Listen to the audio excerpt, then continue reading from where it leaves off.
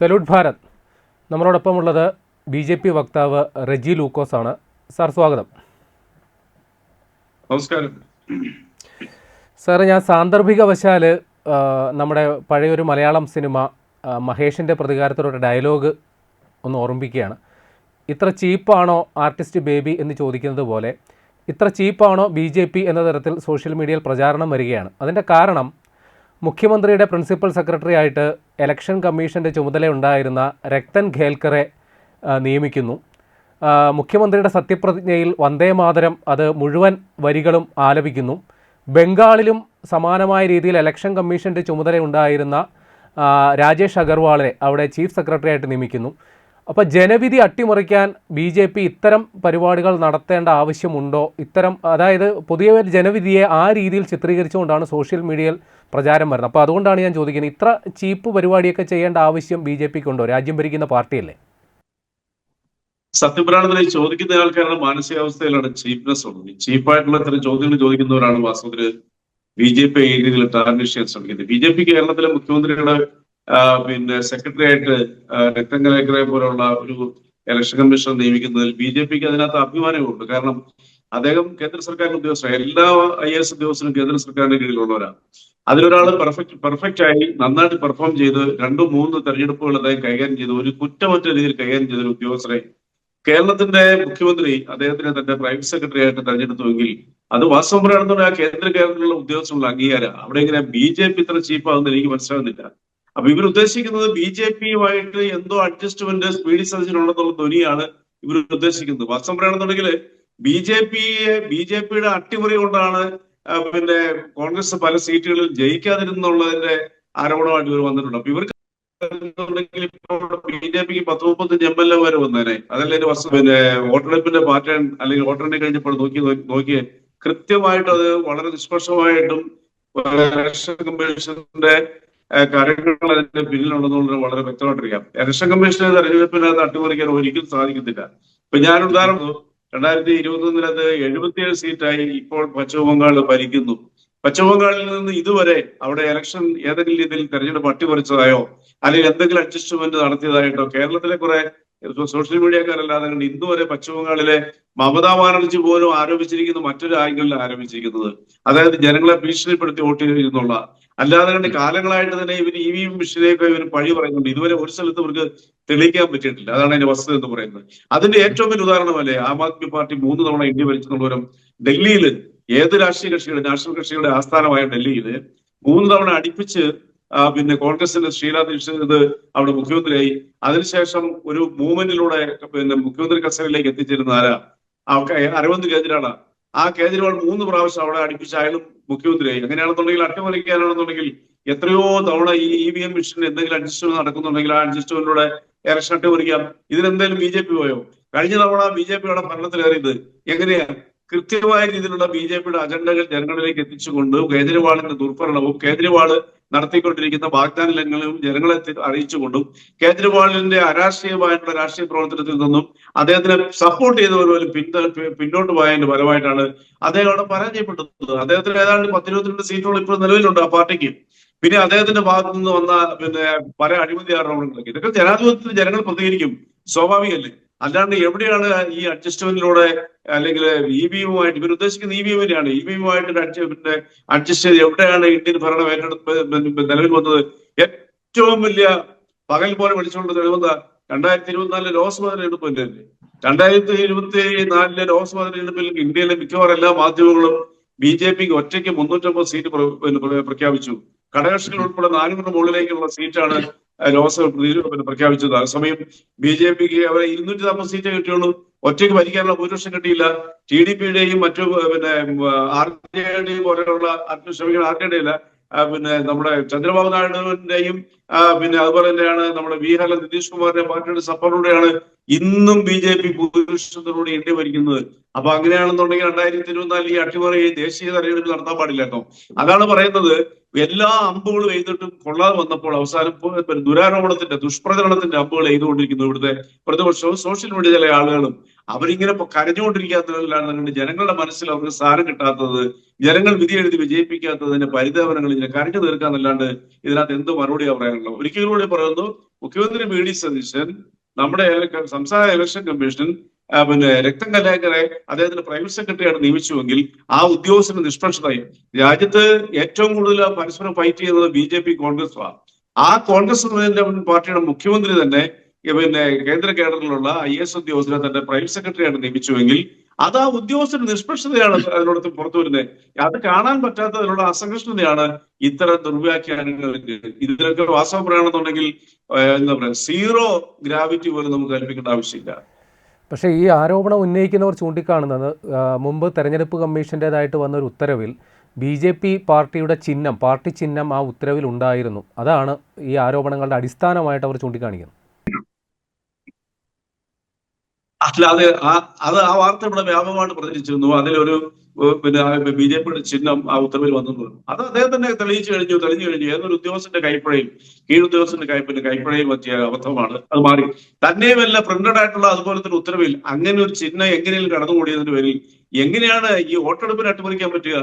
ഇതിപ്പോ ആധുനിക കാലഘട്ടമല്ലേ, സാമൂഹ്യ മാധ്യമങ്ങളുടെ കാലഘട്ടമല്ലേ, ഇവിടെ അങ്ങനെ എന്തെങ്കിലും ചെയ്യാൻ പറ്റുമോ? അപ്പൊ അതാണ് പറഞ്ഞത്, എന്തെങ്കിലും ഒരു കാരണം കണ്ടെത്തുക, കൃത്യമായ രീതിയിൽ അതിൽ പിഴവ് പറ്റിയ ഉദ്യോഗസ്ഥർ നടപടി സ്വീകരിക്കുകയും കൃത്യമായിട്ട് വിശദീകരിക്കുകയും കേരളത്തിലെ എല്ലാ രാഷ്ട്രീയ കക്ഷികളും ആ വിശദീകരണം അംഗീകരിക്കുകയും ചെയ്തതാണ്. അപ്പൊ അതുകൊണ്ട് ഇവർക്കിപ്പോ എന്താ പ്രശ്നം? ഏതെങ്കിലും ഒരു IAS ഉദ്യോഗസ്ഥനെ തന്റെ പ്രിൻസിപ്പൽ സെക്രട്ടറി ആയിട്ട് നിയോഗിച്ചേ പറ്റൂ ഒരു മുഖ്യമന്ത്രി. അതിൽ അദ്ദേഹം സെലക്ട് ചെയ്തത് നീതിമാനായ കൃത്യമായ രീതിയിൽ ഇലക്ഷൻ കമ്മീഷൻ ഇരുന്നുകൊണ്ട് ഒരു തെറ്റും ചെയ്യാതെ കൊണ്ട് എല്ലാ രാഷ്ട്രീയ കക്ഷികളുടെ പ്രശംസ പിടിച്ചു പറ്റിയ എന്തെങ്കിലും പരാതി പറഞ്ഞാൽ അത് പരാതി അദ്ദേഹത്തിന് കൊടുത്താൽ അത് കൃത്യമായി റെക്ടിഫൈ ചെയ്തൊരു ഉദ്യോഗസ്ഥനാണ്. നമുക്കെല്ലാം വളരെ വർഷങ്ങളായിട്ടറിയാം. അങ്ങനെ ഉദ്യോഗസ്ഥനെ കോൺഗ്രസിന്റെ മുഖ്യമന്ത്രി അപ്പോയിന്റ് ചെയ്തതിന് BJPയിൽ എന്തിനാ പഠിക്കുന്നത്? അത് ഒരു തരത്തിലും ലോജിക് ഇല്ലാത്ത പഠിക്കാൻ കാരണമുണ്ട്. ഈ പഠിക്കാൻ കാരണമുണ്ട്. ചില ആളുകൾ SIRന്റെ ചൂട് പിടിച്ചാണ് ഇപ്പോൾ അവരുടെ ന്യായവാദങ്ങൾ ഉയർത്തുന്നത്. ബംഗാളിലും കേരളത്തിലും SIR നടപ്പിലാക്കിയതിന് ശേഷം ബംഗാളിൽ 90% വോട്ടിംഗ് ശതമാനം ഉയർന്നു, കേരളത്തിലും ഉയർന്നു. രണ്ടിടത്തും ജനവിധി വളരെ ഞെട്ടിക്കുന്ന തരത്തിൽ, പ്രത്യേകിച്ച് ഇടതുപക്ഷത്തിന് ഞെട്ടിക്കുന്ന തരത്തിൽ ഉണ്ടാവുകയും ചെയ്തു.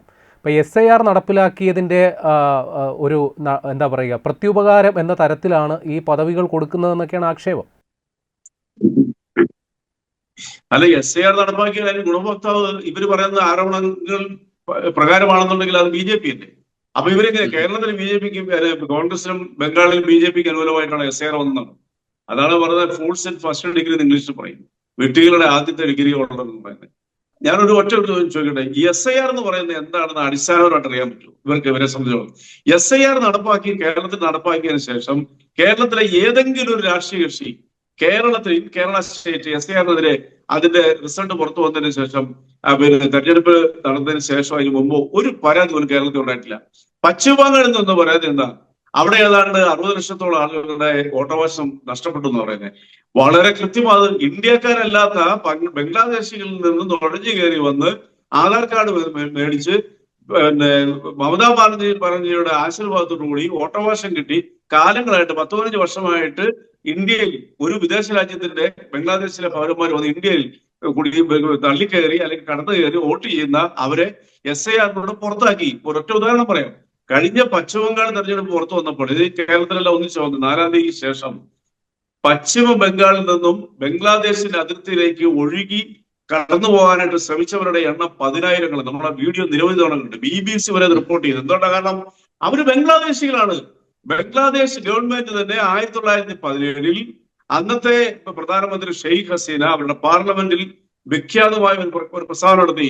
അന്ന് 21 ലക്ഷം തങ്ങളുടെ ചെറുപ്പക്കാരെ രാജ്യത്ത് നിന്ന് കാണാനില്ല, അവർ മഹാഭൂരിപക്ഷം ഇന്ത്യയിലേക്കാണ് കടന്നുപോയിരിക്കുന്നത് അവർ പരസ്യമായി വെളിപ്പെടുത്തി. അതെല്ലാം ലോകമാധ്യമങ്ങൾ റിപ്പോർട്ട് ചെയ്തതാണ്. ആ ബംഗ്ലാദേശ് പലരും ഇന്ത്യയിലെ പല ഭാഗങ്ങളിലേക്ക് സ്പ്ലിറ്റ് ചെയ്ത് അവരിൽ പലരും കേരളത്തിൽ പോലും വന്നിട്ടുണ്ടായിരുന്നു. നമ്മുടെ കേരളത്തിൽ തന്നെ കുറ്റകൃത്യങ്ങളിൽ ഏർപ്പെട്ട എത്രയോ ബംഗ്ലാദേശികളെ നമ്മൾ പോലീസുകാർ പിടികൂടിയിട്ടുണ്ട്. അവര് കൃത്രിമ ID, അതായത് ആധാർ കാർഡൊക്കെ അതിർത്തിയിൽ നിന്ന് സംഘടിപ്പിച്ച് പശ്ചിമ ബംഗാളിന്റെ വോട്ടവകാശം നേടി അവര് അവിടെ കഴിഞ്ഞ 3-4 തവണയായിട്ട് വോട്ട് ചെയ്ത് മമതാ ബാനർജിക്ക് അധികാരത്തിലാകാനുള്ള അവസരം കൊടുത്തു. അത് SIRനോട് ഇന്ത്യൻ പൗരത്വം തെളിയിക്കാൻ അവർക്ക് കഴിയാത്തതിന്റെ പേരിൽ അവർ ബംഗ്ലാദേശിലേക്ക് അവർക്ക് തിരിച്ചു പോകേണ്ട ഗതികേടുണ്ടായി. അപ്പൊ അതെങ്ങനെ SIR കുറ്റപ്പെടുത്തുന്നത്? നമ്മുടെ രാജ്യത്തെ പൗരന്മാരെയല്ലേ യഥാർത്ഥത്തിൽ പൗരാവകാശത്തോടുകൂടി വോട്ട് ചെയ്യാൻ അവർ അനുവദിക്കുന്നുള്ളൂ. എന്തുകൊണ്ടാണ് മമതാ ബാനർജി ഇത്രയും കാലം ഈ ബംഗ്ലാദേശികളെ, ഈ നുഴഞ്ഞുകയറ്റക്കാരെ സംരക്ഷിച്ചുകൊണ്ടിരുന്നത്? എന്തുകൊണ്ടാണ്? അത് കാരണം അവരുടെ ഒരു വലിയ വോട്ട് ബാങ്കായിരുന്നു ബംഗ്ലാദേശിൽ നിന്ന് വന്ന അഭയാർത്ഥികളല്ല നുഴഞ്ഞുകയറ്റക്കാര്. അവരെ കണ്ടുപിടിച്ചു, അവരുടെ വോട്ടവകാശം നിഷേധിച്ചു. യഥാർത്ഥ ഇന്ത്യൻ പൗരന്മാർ വോട്ട് ചെയ്തപ്പോഴത്തേക്ക് അവർ തോറ്റുപോയി. തന്നെയുമല്ല, അവിടെ സുവേന്ദു അധികാരത്തിലേറിയതിനു ശേഷം അവിടുത്തെ അടഞ്ഞു കിടന്ന CPM-ന്റെയും കോൺഗ്രസിന്റെയും ഉൾപ്പെടെയുള്ളവരുടെ ഓഫീസുകൾ ഓപ്പൺ ചെയ്യാനുള്ള സൗകര്യം ഉണ്ടായി. ഇന്നവിടെ CPM-ഉം ഓപ്പോസിറ്റ് പാർട്ടികളും എല്ലാം അവരുടെ ഓഫീസുകൾ ഓപ്പൺ ചെയ്തു. ജനാധിപത്യം അവിടെ തിരിച്ചു വന്നു. 49 വർഷക്കാലം ഓൾട്ടുഗദർ, അതായത് 34 വർഷക്കാലം CPM-ഉം 15 വർഷക്കാലം തൃണമൂൽ കോൺഗ്രസ് ഭരിച്ച് മുടിച്ച് നശിപ്പിച്ച ആ പശ്ചിമ ബംഗാളിൽ ഇന്നൊരു പ്രഭാതം പൊട്ടിപ്പടർന്നു. സ്വതന്ത്രമായിട്ട് പ്രവർത്തിക്കാനുള്ള അവസരങ്ങള് CPM ഉൾപ്പെടെയുള്ള രാഷ്ട്രീയ കക്ഷികളിൽ കിട്ടിയിരിക്കുന്നു. ജനങ്ങൾ ഇപ്പോൾ അവിടെ വളരെയധികം ആശ്വാസത്തിലാണ്. കേരളത്തിൽ നിന്ന് തന്നെ തിരിച്ചുപോയി വോട്ട് ചെയ്യാൻ പോയ പലരും ഇപ്പം കേരളത്തിലേക്ക് പോലും തിരിച്ചു വരുന്നില്ല. കാരണം well secured over there in West Bengal. അപ്പൊ അതിൽ നിന്ന് എന്താ മനസ്സിലാക്കേണ്ടത്? രാജ്യത്തെ ജനിച്ചു വളർന്ന പൗരന്മാർക്ക് വോട്ടവകാശം കൊടുത്തു. രാജ്യത്ത് നുഴഞ്ഞു കയറി വന്നവരുടെ വോട്ടവകാശം നിഷേധിക്കപ്പെട്ടു. സ്വാഭാവികമല്ലേ അത്? ഏത് രാജ്യത്തായാലും അതിനാണ് ഇവർ പഴി പറയുന്നത്. എന്താ കാരണം? അതിന്റെ കാരണം ഇത്രയേ ഉള്ളൂ, അവരുടെ ഇതുവരെയുള്ള ശ്രമങ്ങളെല്ലാം പാളിപ്പോയി. കൃത്യമായി ജനാധിപത്യത്തിന്റെ നിയമവശങ്ങളിലൂടെ സഞ്ചരിച്ച ഒരു ഗവൺമെന്റ് കേന്ദ്രത്തിലുണ്ടായി. ഒരു ഗവൺമെന്റ് അതിന്റെ ഫലമായിട്ട് തന്നെ ഈ SIR നടപ്പാക്കിയതിന്റെ ഫലമായിട്ട് തന്നെ പശ്ചിമ ബംഗാളിലും വന്നു. എന്നാൽ ഇപ്പുറത്തെ കേരളത്തിൽ നമ്മൾ ശ്രദ്ധിച്ചിട്ടുണ്ടോ? കഴിഞ്ഞ തെരഞ്ഞെടുപ്പിന് തൊട്ടു മുമ്പ് SIR നടപ്പാക്കിയപ്പോൾ കേരളത്തിൽ നിന്ന് എതിർ ശബ്ദങ്ങൾ ഉണ്ടായെങ്കിലും അത് നമ്മുടെ വോട്ടവകാശ രേഖകൾ പുറത്തു വന്നതിനു ശേഷം ഇവിടുത്തെ ഒരു രാഷ്ട്രീയ കക്ഷിയും കേരളത്തിലെ SIR-നെതിരെ പരാതി പറഞ്ഞിട്ടില്ല. കൊടുത്ത ഏതാണ്ട് 20,000-ഓളം ആളുകളുടെ പേരില്ലാത്തതിന്റെ പേരിൽ എന്തോ ഈ BLO-മാരുടെ ഭാഗത്തുണ്ടായ തെറ്റുകൾ റെക്ടിഫൈ ചെയ്ത് അത് വീണ്ടും രേഖപ്പെടുത്താനുള്ള അവസരം കൊടുത്തു. 22 ദിവസം എക്സ്റ്റെൻഡ് ചെയ്ത് കൊടുത്തു. അതിനുശേഷം മുഴുവൻ ആളുകളുടെ യഥാർത്ഥ വോട്ടവകാശമുള്ളവരുടെ എല്ലാം പേരിൽ നമ്മുടെ വോട്ടേഴ്സ് ലിസ്റ്റ് വന്നു. ഒരു രാഷ്ട്രീയ കക്ഷിയും അതിനെക്കുറിച്ച് പരാതി പറഞ്ഞില്ല. ഇപ്പോൾ അവർ വന്നിരിക്കുന്ന SIR-ന്റെ പേര് പറഞ്ഞിരിക്കുന്നത് എന്താ? അതിന്റെ കാരണം, ജനാധിപത്യത്തിൽ നമ്മൾ വിശ്വസിക്കുന്ന ഒരു വസ്തുതയുണ്ട്. ജനങ്ങളുടെ അധികാരങ്ങൾ കൃത്യമായിട്ട് രേഖപ്പെടുത്തുമ്പോൾ പലപ്പോഴും ഈ പറയുന്നവരെ മാനസികാവസ്ഥ വിഷമം ഉണ്ടാകുന്ന രീതിയിലുള്ള വിധിയെഴുത്തായിരിക്കും വരുന്നത്. അതിനാരെ കുറ്റപ്പെടുത്താൻ പറ്റും? ആർക്കെങ്കിലും കുറ്റപ്പെടുത്താൻ പറ്റും? ഇപ്പൊ കഴിഞ്ഞ 2024 തെരഞ്ഞെടുപ്പിൽ കേരളത്തിൽ 19 സീറ്റിൽ ജയിച്ചതല്ല. അല്ല, 18 സീറ്റ് ജയിച്ചു UDF, 1 സീറ്റിൽ CPM, 1 സീറ്റിൽ BJP ജയിച്ചു. അങ്ങനെയാണെന്നുണ്ടെങ്കിൽ എന്തെങ്കിലും ഇതിനുള്ള അഡ്ജസ്റ്റ്മെന്റ് ഉണ്ടെന്നുണ്ടെങ്കിൽ 10-15 സീറ്റിലേക്ക് BJP ജയിച്ചു കയറാൻ പറ്റുന്നോ? അതാണ് ഞാൻ ഇവിടെ പറയുന്നത്. ഇവിടുത്തെ ഇത്തരം ദുരാരോപണങ്ങളും ദുഷ്പ്രവൃത്തികളും VD സതീശൻ മുഖ്യമന്ത്രിയായി അവരോധിച്ചപ്പോൾ അദ്ദേഹത്തിന്റെ പ്രൈവറ്റ് സെക്രട്ടറി, പ്രിൻസിപ്പൽ സെക്രട്ടറി ആയിട്ട് ഒരു കേന്ദ്ര കേഡറിലുള്ള കേരളത്തിലെ തെരഞ്ഞെടുപ്പ് കമ്മീഷനെ നിയമിച്ചപ്പോൾ ഇവർക്ക് ഹാലിളകി. അതിനുള്ള മറുപടികൾ അവർ തമ്മിൽ പരസ്പരം പറഞ്ഞിട്ടുണ്ട്. അതിന് മുമ്പിൽ BJP-നെ എന്തിനാണ് ഇതിന്റെ ഇടയ്ക്കിട്ട് ഈ രീതിയിൽ ചർച്ച ചെയ്യപ്പെടുന്നത്? ഇത്തരം ചർച്ചകൾ വിദ്യാഭ്യാസവും വിവേകവും ഉള്ള കേരളത്തിലെ ജനങ്ങളുടെ മനസ്സിൽ BJP-ക്ക് സ്ഥാനം കൂടുതൽ ആഴത്തിൽ പതിക്കത്തേ ഉള്ളൂ. അല്ലെങ്കിൽ കൂടുതൽ ആഴത്തിൽ BJP-യിലേക്കുള്ള അടുപ്പം ജനങ്ങളിൽ വരും എന്നതാണ് ഇതിന്റെ പ്രതിഫലനമായിട്ട് വരാൻ പോകുന്നതാണ് എനിക്ക് പറയാൻ പോകുന്നത്. ശരി, നന്ദി.